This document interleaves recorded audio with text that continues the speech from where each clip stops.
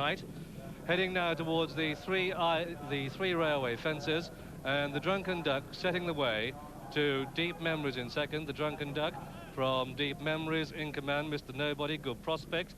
Then Beacon Time upon the outside with Brown Jock, and with Brown Jock is Colonial Lad. The Drunken Duck over that in the lead, and Good Prospect rather reached for that one, but he got away with it. Going to the last on the far side, the Drunken Duck in the lead. The Drunken Duck, the leader, a better jump there by Good Prospect. He's in about 6th place, but it's the Drunken Duck in the lead from Inkerman in second, with Deep Memories in third. Turning out of the back straight for the first time, it's the Drunken Duck setting the pace to Inkerman in second, then Deep Memories is third, Mr. Nobody is fourth, then behind Mr. Nobody on the outside is Beacon Time. These are tracked by Good Prospect, and on the inner of Good Prospect is Brown Jock. Towards the outer making ground, Collars and Cuffs, heading uphill now to the pond fence for the first time. This is coming towards the 9th, and it's the Drunken Duck in the lead. The Drunken Duck, the leader, with the rest of them very closely grouped indeed in behind. The Drunken Duck over in the lead. Good Prospect jumped that one big and bold. Collars and Cuffs made a slight mistake up on the outside.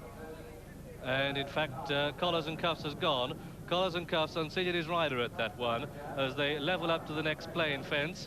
And it's the Drunken Duck in the lead. The Drunken Duck from the rest of them virtually spreading it across the field. And the Prince of Wales on Good Prospect tracking the one in the white face, that's in command. Coming up now towards the open ditch, this is fence number 11, and it's the Drunken Duck in the lead. The Drunken Duck from Inkerman and Colonial Lad. Good Prospect, in fact, now has only 4 behind him and is at the rear of the main group. But as they come up past the stands, it's the Drunken Duck in the lead from Brown Jock in second place. Inkerman is third, Deep Memories is fourth, Beacon Time fifth. Behind Beacon Time is Colonial Lad. Behind Colonial Lad is Mr. Nobody, and then comes Good Prospect from the Prince, who's just being niggled along to keep his pitch at this stage, Brough. Yes, he's going to have to do some niggling, but they've gone very fast to me. I don't mind where Good Prospect is at all at this stage. A whole circuit more of Sandown on very soft ground. The situation just is, I think a lot of these up front are really going to finish completely clobbered. They're not going to get home at all. It just will be a situation, though, when you straighten up down the back straight, when a Good Prospect's going to have to be asked the question. That's going to be pretty hard work for the man on top. Drunken Duck going best of all at the moment in front, but Good Prospect are not done with yet. I'll tell you what, this is going to take a lot of getting this 3 miles today. The Drunken Duck in the lead as they race down the hill to the 12th. The Drunken Duck in the lead, comes to it, jumps it big and bold. Brown Jock second, Deep Memories third, and then behind Deep Memories Inkerman and Beacon Time, Colonial Lad and Good Prospect, and behind Good Prospect comes Devon Mignon. They turn into the back straight. They've now got 10 more fences to jump, and the Drunken Duck, who has made all the running, still in the lead from Brown Jock in second, Deep Memories third, then Colonial Lad, Beacon Time and Inkerman, and then a gap of some 4 to 5 lengths to Good Prospect, and behind Good Prospect a length then to Devon Mignon. But the Prince of Wales not amongst the leaders at this stage as they head to the next, and the Drunken Duck leads, and there was a faller there. The faller was Inkerman, the faller Inkerman. It's the Drunken Duck in the lead from Deep Memories in second, then Colonial Lad in fact goes into second, Deep Memories is third. It's the Drunken Duck in the lead, Drunken Duck the leader from Colonial Lad second, Deep Memories is third, Beacon Time 4, Brown Jock is 5, then Good Prospect back in 6th place. The Drunken Duck to the water jump for the final time still leads. The Drunken Duck in the leader, and Good Prospect pecked at that one and made a slight mistake. Horse and jockey still on their feet though. Still the Drunken Duck the leader from Colonial Lad second, then in third is Deep Memories, 4th is Brown Jock. Then in 5th place comes Beacon Time. Then comes Good Prospect getting back into the reckoning now. He's in 6th place, but he's not all that far behind them. Going to the next, it's the Drunken Duck from Colonial Lad. Little to choose between them. And there you can see, in fact, he's off. Fortunately, the horse is on his feet, and Prince Charles is still on the ground at the moment, but he seems to be okay. In fact, he's getting to his feet, but that's the end of the royal ride as the leaders come out of the home straight, and it's now Colonial Lad that takes it up. And there you can see absolutely no harm to the Prince of Wales, and that's in fact the other horse in the picture is Devon Mignon, the Prince walking away, I'm sure, rather disgruntled at unfortunately having been unseated off Good Prospect. You can see there he's absolutely walking no harm whatsoever. And as the rest of the runners now coming down to the 3rd from home, and it's Colonial Lad the leader from the Drunken Duck with Brown Jock back in 3rd place. Coming down to the 3rd from home, Colonial Lad in the lead. Colonial Lad the leader from the Drunken Duck, who jumped it very slowly in second place. A long gap then to Brown Jock in third, but the leader Colonial Lad being hampered by the loose horse, and this has given fresh life to the Drunken Duck, who's coming again on the inside, coming down to the final fence, and a loose horse has carried Colonial Lad out, and this has virtually presented the race to the Drunken Duck. The loose horse took out Colonial Lad. This has left the Drunken Duck in the lead. The Drunken Duck is now going to be hampered by the loose horse, who's running about all over the place as they come down to the final fence. But at the final fence, the Drunken Duck comes to it. He jumps it safely. The loose horse is in second place. Then Brown Jock is in third. And as they race up towards the line, it's the Drunken Duck in the lead. The Drunken Duck in the lead and clear from the loose horses, Collins and Cuthbert, coming up to the line. It's the Drunken Duck who's going to win it. At the post, the Drunken Duck is the winner. It's going to be a close run thing for the minor honours, but in fact it's going to be Brown Jock who comes out to it in second place. Brown Jock is second, and the third horse yet to finish. The third horse yet to finish, and that will be Deep Memories, the winner of this race, the Drunken Duck. But there you can see Prince Charles remounted on his mount, Good Prospect, the other horse with him, Devon Mignon. But there you can see absolutely no harm to either the horse Good Prospect or the Royal Rider, and he is just in fact trotting back down the far side, and there you can see giving his mount a pat on the neck. That's Good Prospect, whose attempt at winning this, the Horse and Hound Grand Military Gold Cup, ended when he and his rider parted company. That rather ignominious view now we can have with Bruff Scott. Well, it is a bit of a tragedy, because the Prince had ridden absolutely the right race. They'd gone away down the back, but they did finish very tight. He's just getting back into the picture, and what always might have happened, the horse not very big in front, the Prince not yet terribly used to him. He hits it a bit, clouts, drops his shoulder, and if you're not used to a horse very much, with a rather smaller neck in front, it's very easy, I can tell you, to go over the side, and I'm speaking as someone who's been over the side an awful lot more times than I hope the Prince ever will. But I'm pleased to say he's all right. Don't forget that the Prince has only been able to school this horse once since he was bought, because his own horse, Alibar, died tragically 3 weeks ago, and he, being the man he is, Prince Charles, he was determined to take part nonetheless, and therefore took a calculated risk with this, and have Philip Blacker here beside me, who's ridden this horse, Good Prospect, and in fact who's also fallen off it, because there isn't an awful lot in front of you. Until you get used to a horse, they're a lot more difficult to sit on, and you're just when you start to motor, you're having to commit yourself. If the horse goes and clouts on a bit hard, the thing you do if you committed yourself is to go over the side, and that's what's happened this afternoon. But let's have a look now at the tragedy that happened now to Colonial Lad and the Marquis de Quillard, John to his friends, but it's no friend of his, the loose horse. If we go and look at this incident, because Colonial Lad going nearly as well as the winner Drunken Duck, but he tries to get away from the loose horse, and the loose horse comes across and takes him. The only good thing is the loose horse misses the wing, and therefore he also misses the wing, but takes him out, and so what looked to be a really tight race becomes just a procession, and the question really is whether the loose horse will then go and flatten Brod Munro Wilson on the Drunken Duck, but even though it made a pretty good attempt, it didn't manage it. And here's Prince Charles. Just some royal watchers are claiming there's a touch of royal blood coming out, but it won't be the first time. There he is waving to everybody, and I don't think that'll stop him by any manner of means. And I think everyone should come to the terms with the fact, if you're going to ride in steeplechases, of course you're going to have falls. Prince Charles has said that to me himself this morning, and I think everyone should come to terms with that. And the falls you have in steeplechase riding, so they can be bad, but a lot of the time they're not, and you're not really likely to get any more hurt than if you played rugby or something. And I think to have a sporting prince is a tremendous asset to this country. Meanwhile, here comes the Drunken Duck, walking down into the winner's enclosure, very sober, though I doubt if Brod Munro Wilson will be tonight, because this is the second year he's won the Grand Military, and under slightly easy circumstances this year, as Loose Horse demolished his main opposition, the Colonial Lad. But I must say that Good Prospect really was coming into the race with a chance, and I in fact have Philip Blacker beside me, I don't know if Philip's actually fed it up. Philip, what did you think? You ridden Good Prospect. Did you think he was actually getting back with the chance? Yes, I did. It's a great shame because he was giving him a very, very good ride because they had gone a great gallop, and because of that, they were beginning to come back to him, and he was just getting back into the race. It was a shame because I think that having turned into the straight, he'd have run, and they finished tired, and I think he could have very nearly won it, but it's just one of those things that happen. He just put down and got a little bit low, and it's very easy to happen. And Philip, there, you're of course quite a big, tall jockey yourself. The Prince, I think, is as tall, if not taller than you. There isn't an awful lot of Good Prospect, even though he's such a good jumper, to sit on, is there? No, to sit on, one always feels one hasn't got very much in front of one. But he does jump very well, but, you know, any horse, the best of them, will always make the odd mistake, and he did today. And I imagine that he might be a horse too who needs just a little bit of knowing. Oh, he does, yes, no doubt about it. He's not the absolute simplest ride in the world, but he is a great jumper once you do get to know him. And so, I mean, from your own point of view, you'd expect Prince Charles to go on and be perfectly successful on Good Prospect. Oh, undoubtedly, as yes. indeed you have been in the past. I would have thought so, yes. Well, Philip, I know you're a sculptor in your other life. Do you still hope to have to do a sculpture of the Good Prospect?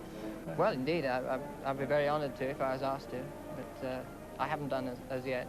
Well, Philip, thank you very much. And now we can have the SP of the Drunken Duck's victory. First, number 22, the Drunken Duck at 4-1. Second, number 5, Brown Jock, 11-2. And third, number 16, Deep Memories, 50-1. Collars and Cusp was the 7-2 favourite, and 12 ran.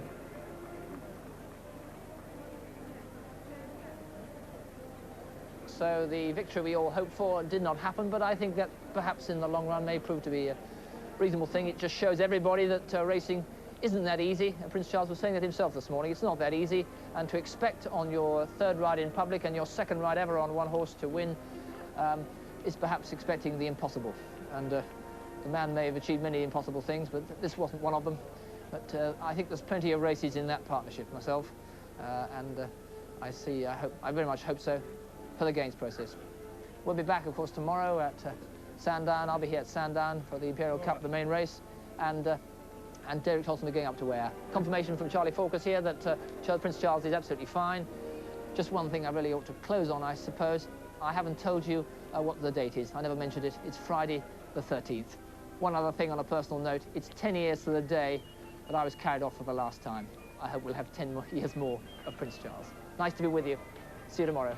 Bye-bye.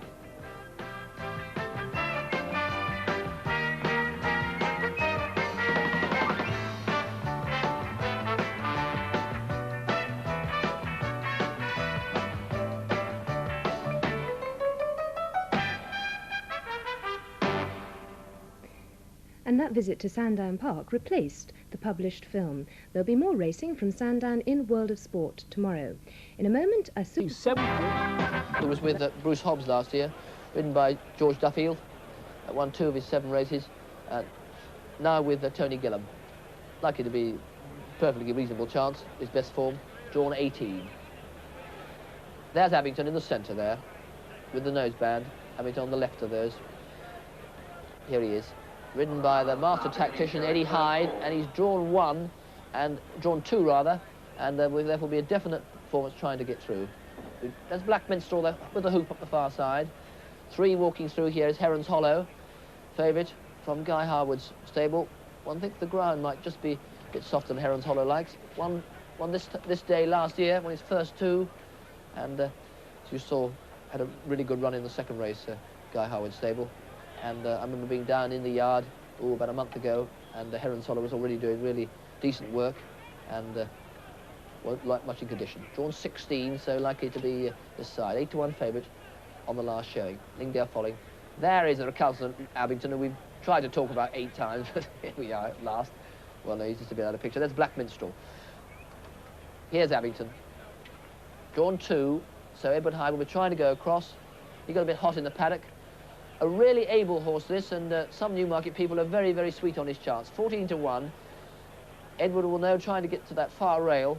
My own feeling is that he just let us down a little bit last year. Very able, and Abington, with only 8 stone 8, just could outclass them at these weights. I can see him winning by a decent margin. My personal feeling is that he might just not be the sort of horse for this rough house. Here's betting.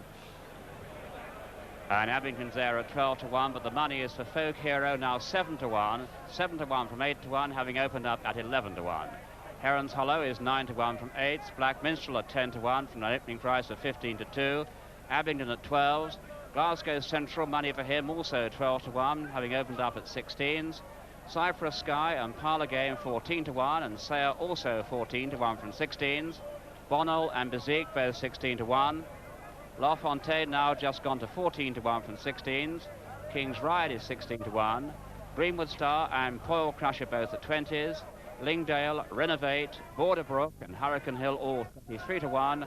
Raconteur at 40s and Welcome 50 to 1.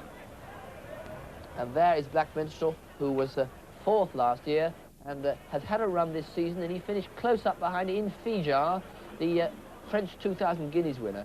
And on that, strictly on the book, he represents the French 2,000 guineas winner in here with 8 stone 9, which makes him a nailed-on certainty, really. And I must say, he is the time-form selection. He has a major chance.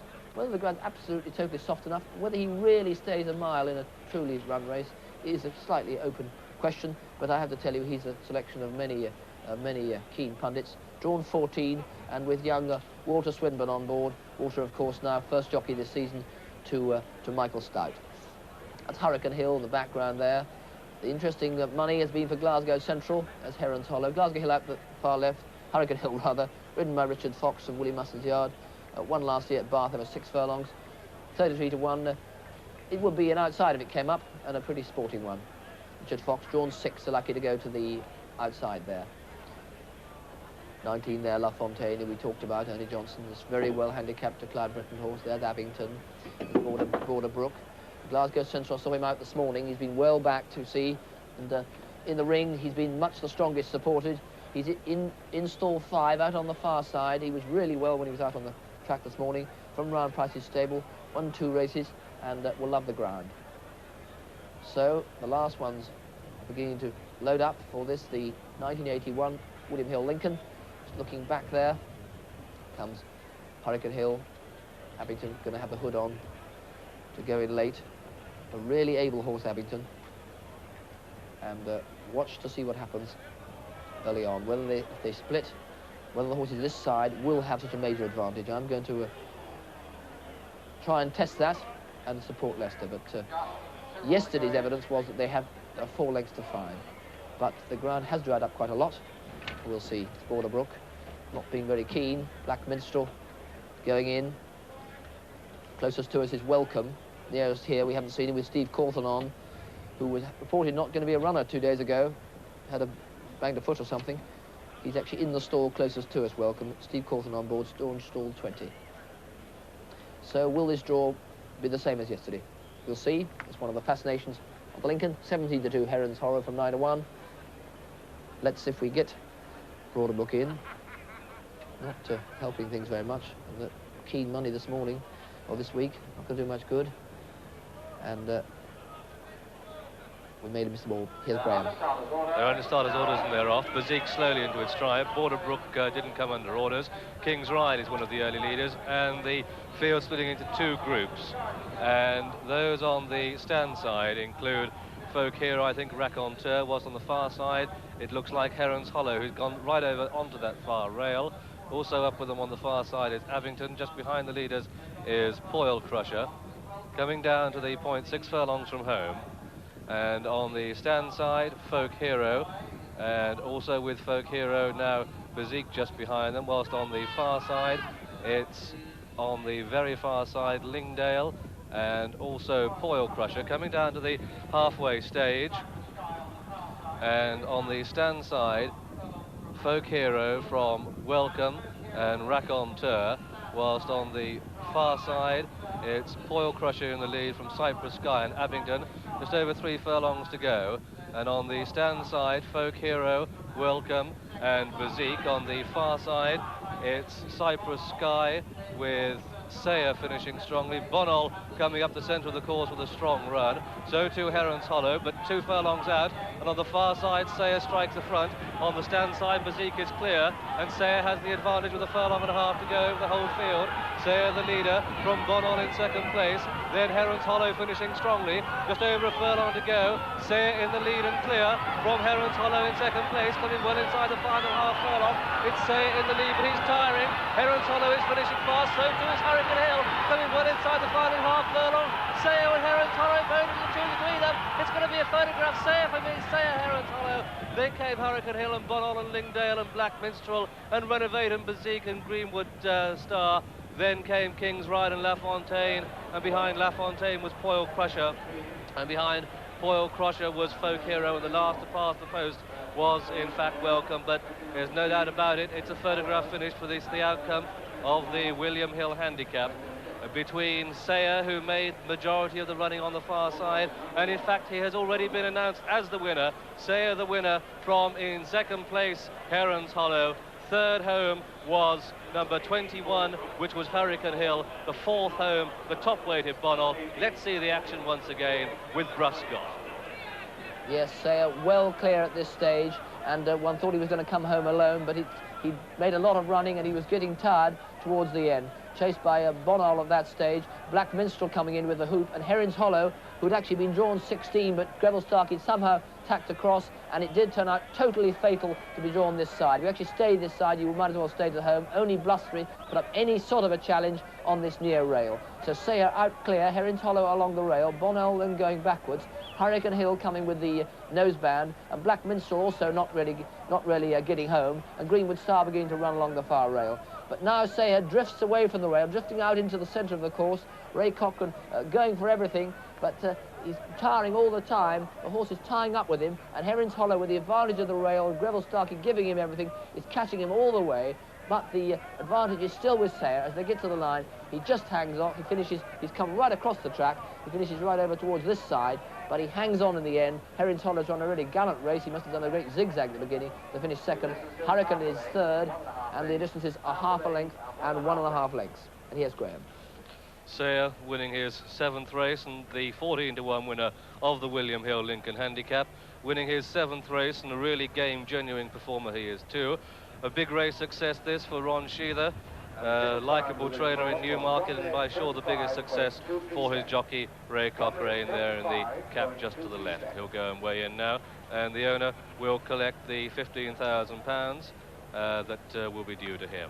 And the owner is Mr. J.C. Smith, trained by Ron Sheether at Newmarket and ridden by Ray Cochrane. Second was number 3, Heron's Hollow, owned by Mr. A.N. Solomons, trained by Guy Harwood of Pulborough and ridden by Greville Starkey. And third, number 21, Hurricane Hill, owned by Mr. A. Zawawi, trained by Willie Musson at Newmarket and ridden by Richard Fox. The fourth horse home, the top weight, was Bonol, and a really game race he ran. He had his chance just over 2 furlongs out. He plugged on gamely, but he came down the centre of the track, and that really was, I think, perhaps his undoing. Go and have a look at the winner, Sayer, drawn 9, but he raced up on the far side. And the interesting point, as Bruff mentioned, was that the jocks, or at least some of the leading jocks, took over to the far side. Greville Starkey was in no doubt where to go. Neither was Graham Sexton on Lingdale. He tapped over to the far side, and that made race reading a little bit more complicated, because the ones you are expecting to come down the stand side, in fact, were coming down the far side. The only two really to get into the picture at all with the high numbers in the early stages were Folk Hero and Bezique. It's as if the horse Sayer trod on the lad's foot, but I don't think he'll mind that just too much, having led up the winner of the Lincoln Handicap. And now we have the starting prices from John. Thank you, Graham. First, number 4, Sayer at 14-to-1. Second, number 3, Heron's Hollow at 9-to-1. Third, number 21, Hurricane Hill, 40-to-1. And the fourth horse was number 1, Bonol, at 14-to-1. Folk Hero is the 6-to-1 favourite. Number 18, Borderbrook, was withdrawn before coming under orders, and Rule 4 does not apply, 19 ran. Well, that's a lot of money for Leicester. I must say, 6-to-1 favourite, and race at Kempton last summer. Looks very fit indeed, as you can see, trained by Frank Durr for Mrs. Gerhauser, but nevertheless very much one of the outsiders. Number 2, Bel-Air-Dream, the mount of Pat Eddery. There's Grecian Sea, Dick Hearn's second runner. Kitty Hawk, of course, the best fancied one, I imagine, ridden by his old stable jockey Joe Mercer, now, of course, with Peter Walwyn. Well, Grecian Sea was trained in France last season. Jack Cunnington trained her. She's a filly by Homeric, who, of course, Dick trained. He probably ought to have won the Arc de Triomphe if he hadn't broken down so badly. A real good horse, anyway. And she's by Homeric out of a mare by Diatome. She won a race at Saint-Cloud when Jack Cunnington trained her, and then ran pretty well in a race at Deauville. She was 4th to Bernic. I don't suppose that means very much to you. It doesn't to me either.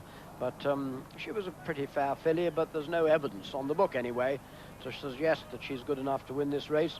And her stable companion, Kitty Hawk, the mount of Willie Carson, behind there in the hoop cap, is a good deal better fancied than number 5, Grecian Sea. Madame Gay we haven't seen. Number 7, Madame Gay, at least we have seen her, but oh, there's one we haven't seen too. Thank you very much. Vocalist, there we are, with the cross belts. That's Philip Robinson. This will be his first, or if not, certainly one of the first classic races young Philip Robinson has ridden in. And Vocalist, trained by Frank Durr, a filly by Crooner, out of a mare by Bleep Bleep. So on breeding at least, Vocalist wouldn't be absolutely certain to get this trip. She was behind in the free handicap here, the European free handicap they call it nowadays. And but she ran well against Kitty Hawk last year in the Lyther up at York. Vocalist was second and What Heaven was third. That's Vocalist then. Philip Robinson with the light cross belts on the lighter colours, number 12. And there's Swedish Rhapsody in the Czech colours. George Duffield wearing the Czech colours of Mr. Robert Heathcote. Trained by Gavin Pritchard Gordon, this filly. A filly by Targa Weech out of a mare by High Flown. She only cost 2,600 guineas as a yearling, so perhaps it's not surprising that her only victory so far was in an auction plate. That's where if you've cost a comparatively small sum, you have to carry a comparatively low weight. Well, Swedish Rhapsody won one of those up at Haydock. She was behind Button Top in a handicap here at Newmarket early this month, but she was probably beaten by the draw that day. She was drawn over the far side and finished best of those who were there. But I'm afraid you'd need a pretty vivid imagination to see George Duffield and Swedish Rhapsody getting into the shake-up today. Almost certainly, I suppose, Lester Piggott will make the running on the favourite Fairy Footsteps. You saw he did in the Nell Gwyn. The stalls are over towards the far side, and Lester is drawn there, so that he's drawn on the right hand of the field, left as we look at them, so to speak. I should expect to see him make the running, and no doubt. Oh, Madame Gay, yes, we haven't looked at Tony Murray there on Madame Gay in the Star, down about 4 from us. You can see Tony Murray looking this way. Well, Madame Gay ran really well in the Princess Elizabeth at Epsom. She was beaten by Petroleurs and Applemint, and since Petroleurs is supposed to be nowhere near Fairy Footsteps, that shouldn't be good enough. But this is a really nice filly by Star Appeal. I think she'll be even better over a longer distance. That's Madame Gay then. Fairy Footsteps down the far end, as you can see. Pat Eddery on Bel-Air-Dream close to us. Then Willie Carson in the hoop cap.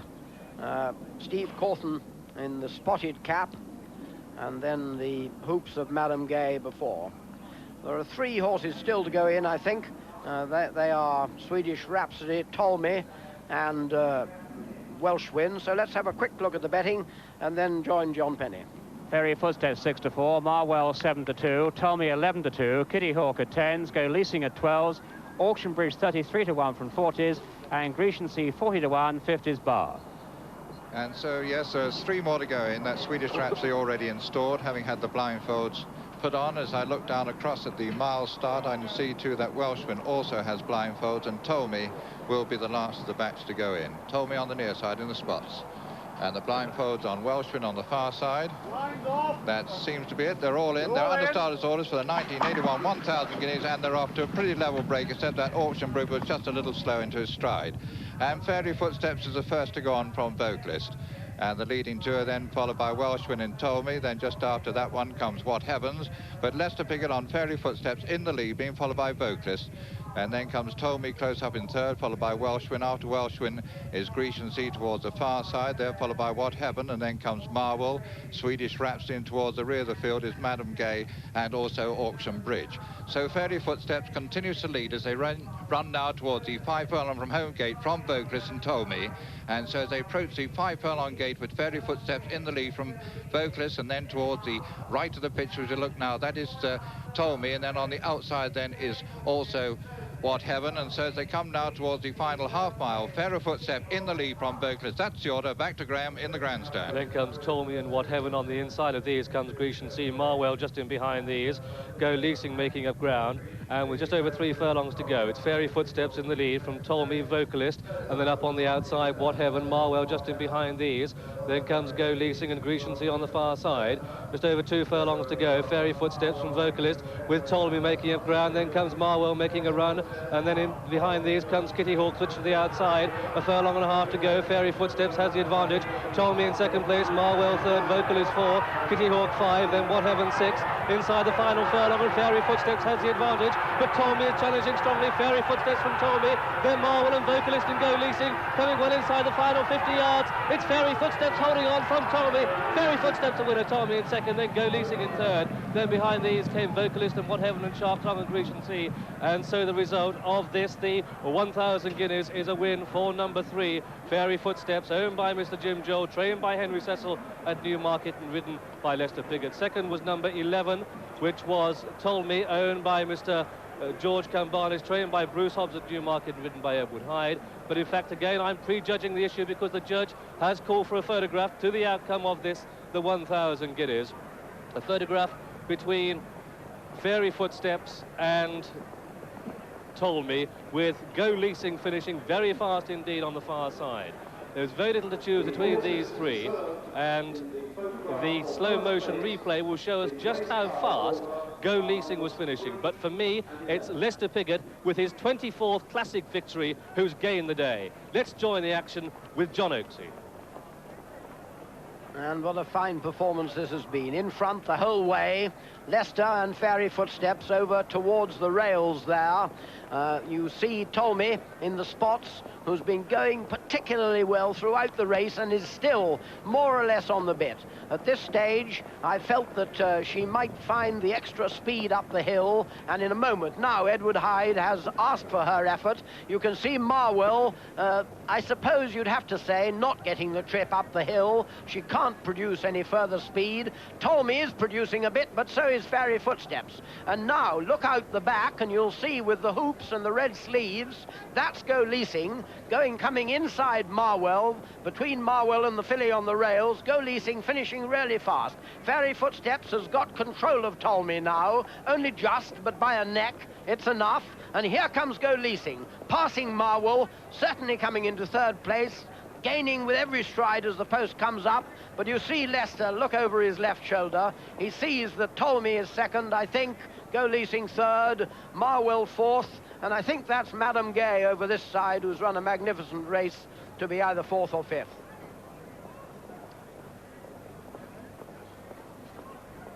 Here is the head-on shot of that memorable finish. A wonderful performance by Mr. Jim Joel's Fairy Footsteps, who's led throughout this mile, a distance all too short for her, really, I'd say. Now, To-Agori-Mou, you see, challenging quite a long way wide of Lester. I should think Edward Hyde possibly did that on purpose, but there's Go Leasing. Oh, well, I'm sorry, I hadn't realized we were as close to the finish, because Go Leasing had got between Fairy Footsteps and To-Agori-Mou. I don't believe she took second place from the latter. I believe that it was Fairy Footsteps first, To-Agori-Mou second, and there's Lester coming back for his first winner after that horrible accident, and as you saw, it had absolutely no effect on his cool or his strength. And the official outcome has just been announced that Lester has won his 24th classic on Fairy Footsteps. Second was number 11, To-Agori-Mou, and third, number 4, Go Leasing. Lester, the master tactician, sat in front and made all the running. This year, he's a big horse who looks as if he improved, and he did come most impressively through at the end of the To-Agori-Handicap and mowed them down. beat the quiet bidder, Belle Belide and Matterboy that day, though Belle Belide and Matterboy are waiting to finish alongside him again. But they think he's really sharp, this horse. Comes from off the pace, but he has, on 2-year-old form, got 19 pounds to find with To-Agori-Mou, which is an awful lot to do. And I just feel that may be too much. And I like the way a kind of hush his improvement showed, but this is the choice. And Steve Cawthon and Barry Hills are tremendous professionals. And don't forget, won the race 2 years ago with Tap on Wood. Number 13, Motivato. Going away from us is the quiet bidder. Well, that's Prince Echo, number 15. Prince Echo, change of colours from the morning papers, the colours he normally wears. Really well. Will go on this ground. He has never won on this ground, but Trainer Liam Brown tells me he will go on this ground. Not absolutely guaranteed to get the trip. That's to be his problem. But it's really well and fit. And he finished in front of Church Parade when he ran the Champagne Stakes last year. Just a query if on his best form he is quite good enough. But don't forget that last year Wonder Horse Stormbird was run to half a length by him, and this horse was giving Stormbird weight. So on that form he has a decent chance, and he's come from Ireland, Prince Echo. The Hoop Star Spoleto comes from France. Only had 3 races, ran a good second first time out, were not at all ready, and won first time out last year, but he did run badly his other run. The theory about that bad run was that he can't go around corners. Well, there are no corners here, nowhere to hide, but it's thought to be behind his stable companion Cresta Rider, and Cresta Rider was well beaten by Recitation on Sunday, and Recitation is supposed to be well held by To-Agori-Mou, his stable companion. So you see that's the case against Spoleto. More betting. To-Agori-Mou still the favourite, 5-2, and Motivato at 5-1. Kind of Hush has drifted out to 9-1, having opened up at 7s. Bale Flutter at 10s. Church Parade now 12-1 from 14s. Another Realm and Belle Belide both at 14-1. Prince Echo and No Alto both at 20s. Cutthroat 33-1. Spoleto is 50-1, having opened up at 33s. Kalani Prince, Dolby Mustang and Matterboy all at 50-1. The Quiet Bidder 66-1. Accession, Scintillating Air, Starfleet and Raza Penang all 100-1. All 19 runners show. And there's number 12, Matterboy, the mount of John Reed. He won the Middle Park last year, 2 runs this year. He ran, not a very lucky run, but finished well in the free handicap, and he's waited to finish alongside Motivato on that run. Ran in the French 2000 Guineas last Sunday, but got lost. It was a bit soft ground, and didn't run that well, well held by Recitation. The problem with him is, will he stay this full mile? That's the query, and myself, I doubt it, but we'll see. Number 12, Matterboy. 14 going through is No Alto. You saw him win at Kempton. He beat Starfleet well that day. He's held on some form last year, but he murdered Cutthroat. At his best, he's a pretty good horse, and he's really progressive, and he's worked very well since his race. He's no forlorn outsider, No Alto, and some judges go for him, and I wouldn't discount you. Get the trip well. Number 14, that's No Alto. And that's Quiet Bidder. The Quiet Bidder, the left of those two, 66-1 the last price. He's well held on the free handicap form when he was second to Motivato. Belle Belide just behind him, but he's not as well handicapped today, and he's not absolutely guaranteed to get the mile by any means. But he's always run well in his races, and he's sure to give you a pretty good run for your money for a long way today. Number 20, the Quiet Bidder, ridden by Steve Perks. He's drawn 2, and here's Scintillating Air. We've seen him, Jeff Baxter. Scintillating Air, who will be going into stall 5. Just getting loaded up. There, 16 is Raza Penang. He's the other Armstrong horse, Matterboy being the other one, whose owners come from Sri Lanka to watch him, but he's a big outsider and really runs because his owner's here. Nice sort of horse for win races this season, but he won't win the 2000 Guineas.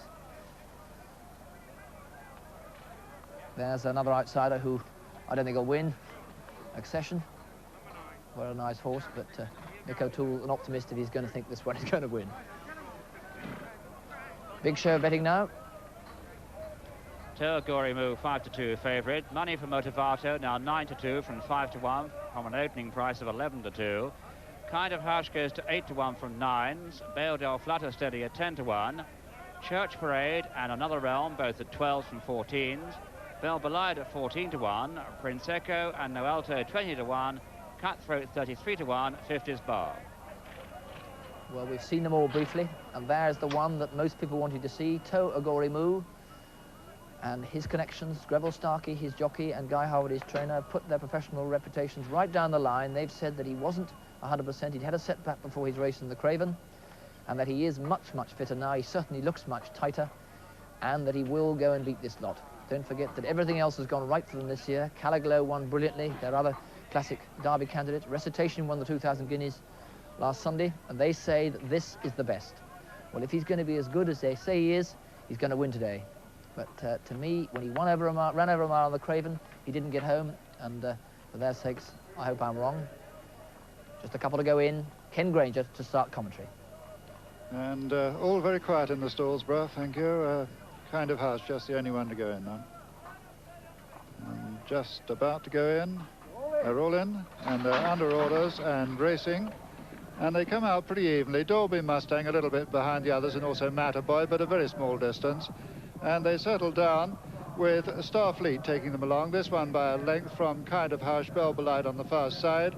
Then just after these comes Noah Alto. After Noah Alto, Scintillating Air is close up. And then Spolito. After this one is Church Parade, and they've completed the first quarter of a mile now. And it's still Starfleet who takes them along, but only a fractional leader. Raza Penang has made some headway and come close up. Belbelide is still there. Then Kind of Hush on the inside, and also with this one, No Alto. And now back to Graham. Just over 5 furlongs to go. And it's still Starfleet the leader from Raza Penang, Belbelide, and just in behind these comes Scintillating Air, then Derby Mustang and Kind of Hush and No Alto. To-Agori-Mou and Beldale Flutter making up ground on the outside. The back marker at this stage is Another Realm, and Cutthroat is behind these. Then comes Kaluni Prince. Just over 3 furlongs to go, 3 furlongs to go, and it's now To-Agori-Mou moving up on the outside with No Alto, Scintillating Air, Belbelide on the far side, then Raza Penang, then Cutthroat making up ground, 2 furlongs left to race, and it's Belbelide on the far side that leaves from Raza Penang. Then comes Matterboy finishing strongly, To-Agori-Mou towards the stand side, a furlong and a half from home, and it's Matterboy who comes through up on the outside of Belbelide with To-Agori-Mou finishing strongly, and it's To-Agori-Mou, Matterboy and Belbelide from Raza Penang, Cutthroat, Another Realm, coming inside the final furlong, To-Agori-Mou, Matterboy and Belbelide, and Matterboy proving just as stronger, but To-Agori-Mou make it up in a photograph. To-Agori-Mou, Matterboy at the line, it's a photo. To-Agori-Mou, Matterboy, Belbelide, then Cutthroat, Another Realm, Raza Penang, Scintillating Air, then Motivado, Spolito, then the Quiet Bidder, and the last horse to pass the post with, in fact, will be No Alto. And so the result of this, the 2,000 guineas, officially it's a photograph, but for me it's To-Agori-Mou that's gained the day, owned by Mrs. Andre Munoz, trained by Guy Harwood of Pulborough and ridden by Greville Starkey. For me, second was Matterboy, third was Belbelide, and fourth was Cutthroat. Officially it's a photograph, a really dramatic outcome to this, the 2,000 guineas. Let's see it once again with Russ Scott describing the action. And it turned out to be a Speed Horses Guineas, because you see they're absolutely stretched right across the track with 2 furlongs to go. And when they've quickened, it's the Speed Horses who've come through. Belbelide with his white face along the rail. Matterboy coming through, also with the white face, 4 from him. Scintillating Air is hanging on well. And To-Agori-Mou out on the right here. Kind of Hush has run much too free and is going backwards. Matterboy is trying to come with the chance, but can't get there. And now, here comes Matterboy coming through now. Matterboy coming through. Motivado can't get there. Raza Penang's hung on for a long time. But Matterboy comes through now, and To-Agori-Mou also comes on the outside. And that all 3 here, you really could go for any of them. And we thought that Matterboy wouldn't last home. We've doubted his stamina. People have doubted To-Agori-Mou's stamina. But they battle very fast to the line. The others can't get the legs of them. And it's still anybody's race here. Belbelide is in fact the first beaten. As Matterboy comes on, it's very, very close.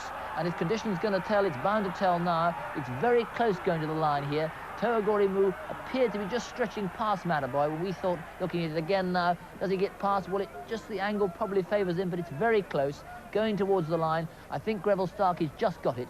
They come towards the line. Matterboy very close with To-Agori-Mou, but right on the line. Well, it is close, but I think To-Agori-Mou has just got it with Belbelide third, but there isn't much in it. So the result of this 2,000 guineas, and we await the photograph. And the photograph between To-Agori-Mou, Matterboy, and the third horse home, Belbelide. I saw in the replay Kind of Hush just in behind the leaders with 2 furlongs to go. Quiet Bidder just behind them, and Cutthroat was running on very strongly. Philip Baldwin had to rouse that one along. But we can have a look now at the head-on finish with Bruscott. This way round, well, look at it again. Bell Belied on the rails and Mataboy coming through. And notice how when they've quickened, they've really left the others. And they're calling it now.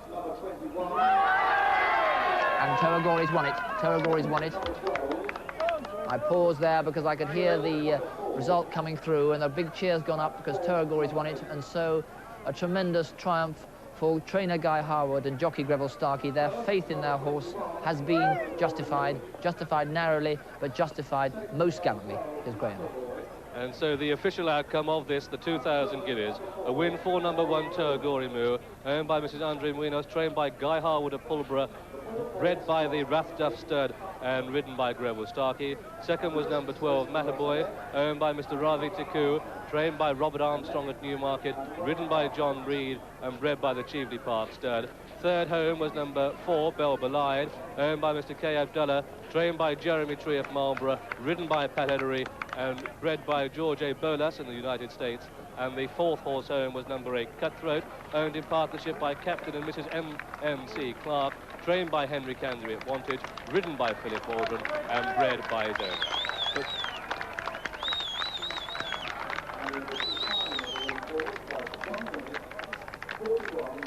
To-Agori-Mou, the 5-2 favourite, winner of this, the Colts Classic over a mile, and he really stayed on most determinedly. Greville Starkey's faith vindicated, and you saw him there give a victory salute, coming back into the winner's enclosure with this really handsome son of Tudor music.